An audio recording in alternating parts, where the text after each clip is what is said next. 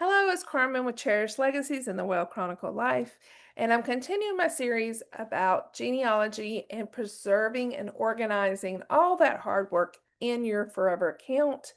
And this is going to be about find a grave. So when I was looking through Joe John M. Cox's documents, I noticed, and his wife's, I noticed I had the grave stone or memorial stone of Joe John Cox, but not his wife. So I'm going to show you, comes a great time why it is so important to put where you find things because you might want to come to it. So I'm going to come here. I just double clicked on it. This is the light box. In my description, I have the source information. So I'm going to open up a new tab and search. And there it goes. That's where I got it from.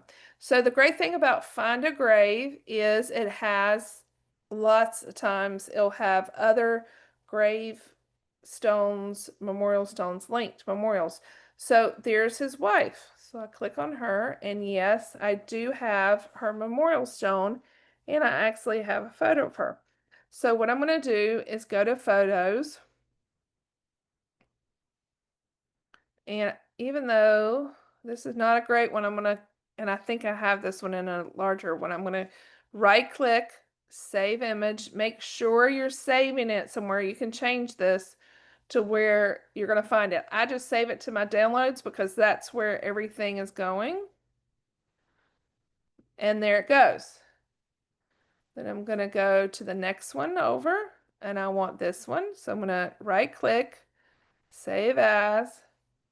I'm gonna save it. And then the next photo, I know I have this one, so I'm not going to do that. So I'm going to go back to my page, and I want to view my source. Where did I get this? And I'm going to copy this because I'm going to need that later. So I've copied the source documentation. I don't want this in Joe John's documents. I want this in his wife. So I'm going to go to his wife and then his wife's documents. And I'm going to add a file. Not add a file. I'm going to upload a file. Add a file would be if I already had it in there and I do not. So then I select both of those. I'm done. Look at the bottom. There they are.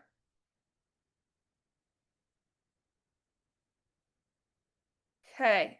This is going to be a little bit different because one, I'm going to go to bulk organize. Bulk organize. I'm going to put the description in here. But I'm not going to do the date because I don't want the same date on both of them. I'm not going to do the title. So this for me is going to be McNeil Laura J. Cox. I keep her main name on there.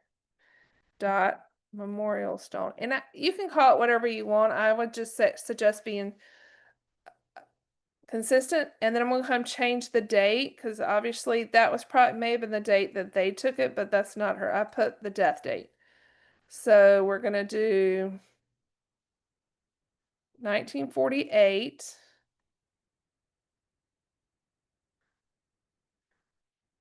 We're going to do September. And we're going to do the 21st. And that's that one. That's all that information I want to change. This one, if I knew, I'm just going to put her name for now. So I will remember Laura J. And I'm not going to change. Obviously, this is not the date, but I'm just going to leave it for now, the date, and I am done. So then I could go back, and while I'm here, I can choose to do this a couple ways. So I can choose to go on and do like follow the thing and go in and do her parents, do their children, do the siblings, and keep going all with one thing. Or I can decide, no, I'm just going to kind of follow uh, and do their two, Joe John and Laura's um, information. So you can do that either way. So hope that helps. And the next one will be on use how to use ancestry. See you then.